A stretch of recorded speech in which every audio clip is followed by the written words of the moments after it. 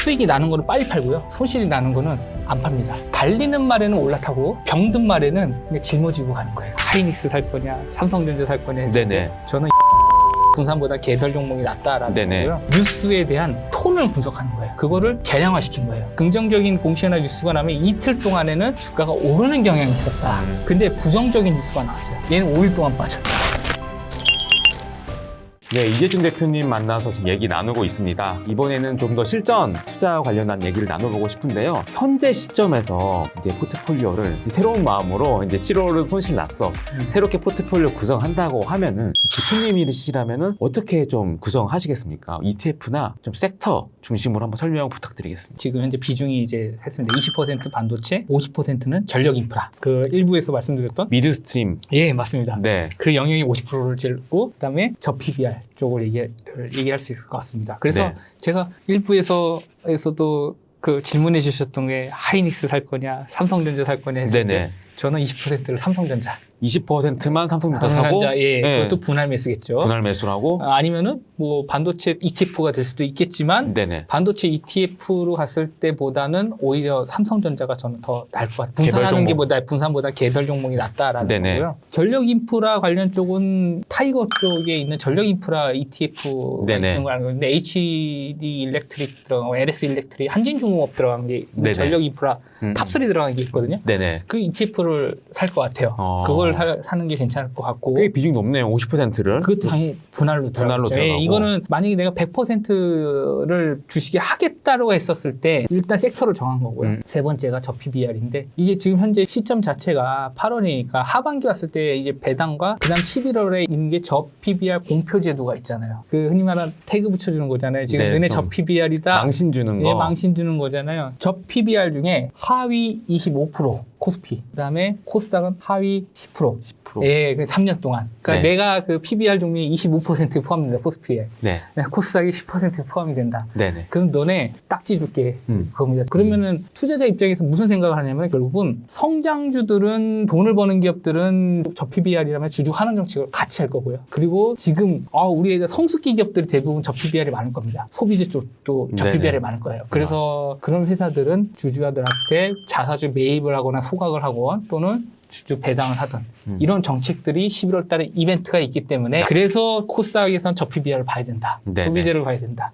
그렇게 좀 생각을 하시면 될 것 같습니다. 알겠습니다. 그리고 이번에 대표님 모신 이유가 책에 관련된 얘기도 한번 듣고 싶어서 모셨는데 최근에 신작을 내셨어요. 이 재무제표박 주식투자라는 책을 이번에 출간을 하셨습니다. 사실 재무제표를 봐야 된다라고 말씀하시는 분도 있고 재무제표에는 언제나 정보가 없으니 좀 바깥을 봐야 된다 이렇게 말씀하시는 분도 있는데 대표님께서 이렇게 숫자 뒤에 숨은 기업 가치 읽어라 라고 이렇게 책 표지에 나와 있는 거 보니까 재무제표 밖에 더 유의미한 정보가 있다라고 보시는 것 같은데 책은 어떤 내용인가요? 네, 이렇게 비유를 해보겠습니다. 우리 자동차의 백미러, 재무제표는 백미러 뒤에 있는 거예요. 그러니까 이미 지나간 일들. 백미러 뒤에 있는 차를 보고 우리가 지나간 걸 보잖아요. 그러니까 이미 기록한 일들이 있는 거고 앞유리는 뭐냐면은 앞으로 일어날 일입니다. 그 풍경입니다. 그 안에 있는 풍경. 그러니까 재무제표에 일어난 일들은 뭐냐면 그 안에 있는 숫자의 의미를 가지고 앞으로 일어날 일들이 무엇인지를 생각해보고 상상력을 또 발휘해야겠죠. 그걸 가지고 그 IR 담당자들인지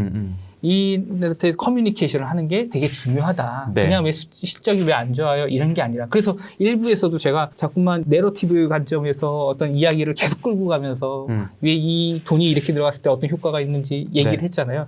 그 관점에서 재무제표 주식 투자는 결국은 이 숫자에 대한 숨은 의미를 알기 위해서 쓴 겁니다. 예를 들어서 매출 채권이 발생했을 때랑 영업현금에 대한 검증, 그러니까 손익과 자산과 그리고 현금흐름에 대한 검증, 가짜 매출을 걸러낼 수 있고요. 그 다음에 제가 제조업 얘기를 하다 보니까 캐펙스랑 감가상각비 관련된 부분 얘기했잖아요. 그거에 대한 부분들이 어떤 식으로 흘러가는지에 대한 내용들도 있고요. 재고자산이 재고가 원재료도 있고 제공품도 있고 완제품이 있거든요. 그 재고마다 재고 세그멘트마다 좋은 재고인지 악성 재고인지를 구분할 수 있는 것들 이런 것들이 있습니다. 그리고 중요한 게 제가 이 책은 투자자들이 지피지기면 100점 100승이라고 생각을 해서 경영진이 어떤 생각을 갖고 있는지에 대한 생각을 좀 늘 거예요. 왜 이렇게 숫자가 했는데 이렇게 떨어졌는지 그 숨은 의미를 파악하라는 겁니다. 이미 나온 숫자에 대해서 원인을 물어봐. 예, 그리고 그 다음을 예측하는 거예요. 그게 네네. 바로 이 책에 나와 있는 부분들인 거군요. 부분입니다. 예. 숫자를 보지 말라는 것이 아니라 숫자의 좀 주변부적인 그리고 좀 예. 숨은 의미를 좀 읽어봐야 된다. 네, 라는 맞습니다. 그런 의미를 그런 내용을 하신 거군요. 예. 이 책을 제가 전부 다 읽지는 못했는데 좀 재밌는 내용이 있더라고요. 약간 AI를 좀 활용을 해서 좀 투자에 활용을 하신다. 좀 이런 네. 부분이 있었거든요. 그건 예. 어떻게 하시는 거예요?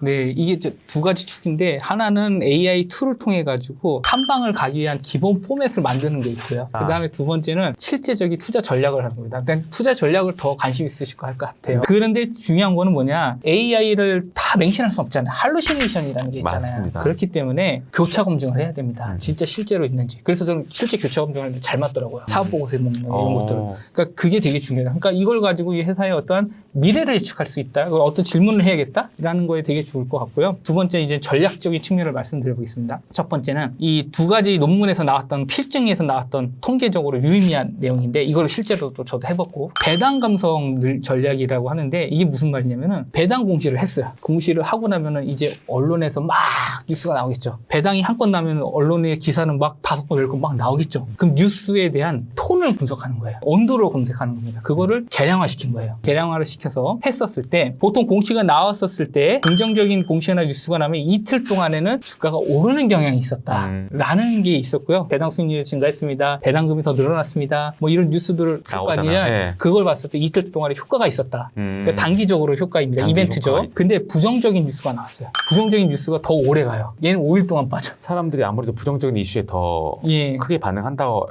볼 수 있겠군요. 그렇죠. 부정적인 거에 더 주가 영향이 큰 겁니다. 그러면 이 차원에서 내가 투자 전략을 잡을 수 있겠구나. 어떻게 잡냐. 만약에 개인은 공매도가 안 되잖아요. 그러면은 이 배당 공시에 나와서 뉴스를 해서 감성이 좋게 점수가 높게 나왔어. 플러스 1에 가깝게 나왔어. 이 주식을 샀어. 그 이틀 동안 해서 수익을 내요. 네. 근데 만약에 이 관련된 개별 종목에 ETF가 있어. 예를 들어요. 그럼 인버스를 들어가요. 부정적인 뉴스가 났대. 인버스를 들어가는 거예요. 그럼 인버스에서 5일 동안 가니까 5일 동안 가지고 가서 단기적으로 했을 수익을 때 낼 수 있다. 이 효과를 할 수 있다는 거예요. 그러니까 롱숏 전략을 네네. 우리가 숏을 공매도를 못 치니까 ETF 인버스를 가지고 할 수 있다는 겁니다. 이런 종목들 배당이 나왔을 때. 네. 근데 이게 한국에 적용한다라는 게 다를 수 있죠. S&P이기 때문에 미국이기 때문에. 그러니까요. 그렇지만 이 배당 자체는 어쨌든 주주환원으로서 굉장히 중요한 이벤트 중에 하나이기 때문에 네. 충분히 국내에서도 활용할 수 있다라는 거고 추가로 같이 봐야 되는 게 감성준수도 보지만 이 안에 얘네들이 배당 가능한 재원이 있냐 캐시플로우가 나오고 있냐 현금이 현금성 자산이 있냐 현금으로 플러스가 되냐 이것까지 같이 맞물려서 텍스트를 넣잖아요. 그렇게 되면 더 정교화되겠죠. 정확하게. 예. 그럼 이 회사가 그냥 어쩔 수 없이 주주환원이 아닌 게 아니라 이익이 나고 있는데 돈을 주는구나. 성장하고 있구나. 그런 시각적으로 보면은 활용할 만하다. 이게 첫 번째 단기적으로 대응할 수 있는 거고 두 번째도 캐펙스입니다. 이거는 캐펙스 시그널인데 이건 뭐냐? 컨퍼런스 콜 텍스트를 아까 제가 가장 잘 학습할 수 있는 애가 잘 분석이 뛰어난 애가 바로 클로드라고 얘기를 했습니다. 네네. 어떤 내용이 기니까. 근데 그 부분에서 AI가 이 경영진의 톤을 가지고 캐펙스 계획 방향을 투자 점수화시킨 거예요. 스코어링 시킨 거예요. 단기적으로 봤을 때 CAR이라는 것은 비정상 수익률을 얘기하는 거고요. 에버리지 평균 수익률을 얘기하는 거고 0.6%가 나왔습니다. 그리고 장기적으로 봤을 때는 마이너스가 나왔어요. 그 말은 뭐냐?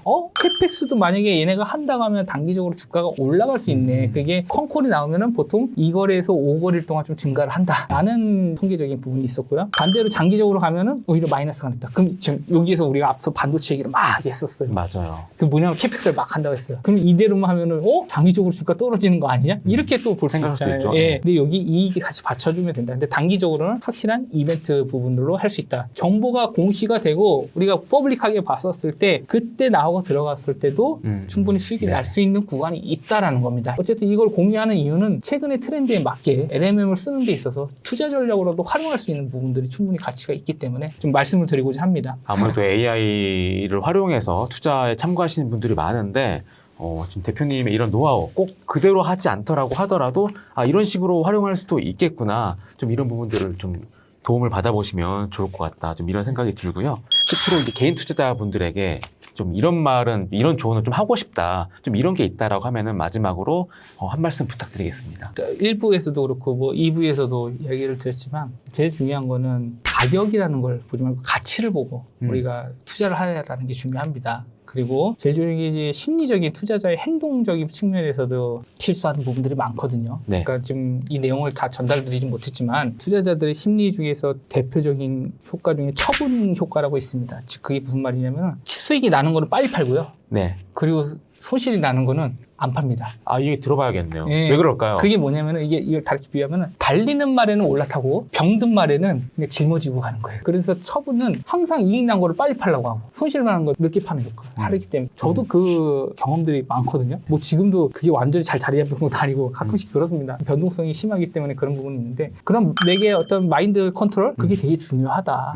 그렇기 때문에 그게 하나에 있어서 좀 내가 확실히 가치 있는 회사들은 달리는 말에 오래 좀 가지고 갈 수 있는 심리를 가졌으면 좋겠고요. 혹시나 해서 주가가 안 맞을 수도 있잖아요. 그래서 네. 우리는 흔히 말해서 포트폴리오 관점으로 분산을 하거나 또는 들어가는 데 있어서 좀 나누어서 분할하는 관점들이 있겠죠. 그리고 내가 팔았었을 때 더 올라가는 경우 있잖아요. 그럴 맞습니다. 때도 분할 매도라는 게 있잖아요. 그러니까 모든 게 100% 확실할 수는 없습니다. 내가 모르는 것도 많죠. 주가에 영향을 주는 게 굉장히 많아요. 저는 그리고 이게 불로소득이 아니라고 생각해요. 엄청난 고통도 감내해야 되고요. 또 공부도 해야 된다고 생각합니다. 맞습니다. 그렇기 때문에 충분히 그런 부분들을 좀 생각하고서 앞으로 미래에 일어날 일을 1차적인 사고력을 보고 1차적인 시야를 보고서 사고하지 말고요. 이 다음 단계가 2차적, 3차적인 사고를 좀 해야 된다라고 생각을 합니다. 결국은 우리가 앞서도 7월에 반도체를 막 갔잖아요. 이게 결과론적이긴 하지만 그렇지만 그렇게 너무 많은 사람들이 계속 관심이 있고 주식 계좌가 막 늘어나고 예탁 막 늘어나고 막 그렇게 신용에서 늘어나고 이렇게 됐을 때는 과열 신호일 가능성이 높다는 겁니다. 그리고 사람들이 다 공포에 질리고 얘기가 없고 예를 들어 술 마시는 사람들이 많다.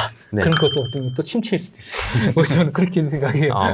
다 속상하니까. 맞아요. 네, 그래서 그런 관점에서 좀 발상의 전환이 좀 필요하다. 그렇게 좀 생각을 갖고 지금도 이제 저는 그 두 가지를 되게 중요하게 봅니다. 항상 겸손하고 내가 하는 거에서 분석을 좀 더 철저히 하면서 자꾸 좀 상상을 하는 게 필요하다. 그리고 나서 최종적으로 틀릴 수도 있으니까 투자를 했을 때는 또 보수적으로 들어가는 것들도 필요하다. 네. 그러면 좀 롱런할 거라고 생각을 합니다. 그렇죠. 네. 또 시장에 퇴출되지 않는 것이 예. 중요하니까 예. 좀 굉장히 중요한 말씀을 마지막에 해주셨던 것 같아요. 예. 지금 다들 7월 장으로 좀 개인 투자자분들 많이 배웠을 것 같고 예. 오늘 대표님 말씀 들으신 분들은 또 앞으로의 매매도 좀 성공적으로 할 수 있을 것이라고 조금 생각이 됩니다. 오늘 이재준 대표와 함께 시장 읽는 법 그리고 재무제표 밖에서도 좀 투자 기회를 찾을 수 있는 방법 같은 것들 또 AI 활용법 이런 것들 한번 들어봤습니다. 오늘 이야기가 여러분 투자 판단에 도움이 되셨으면 너무 좋을 것 같고요. 지금까지 여의도 스트리트였습니다. 구독과 좋아요 항상 부탁드리겠습니다. 감사합니다.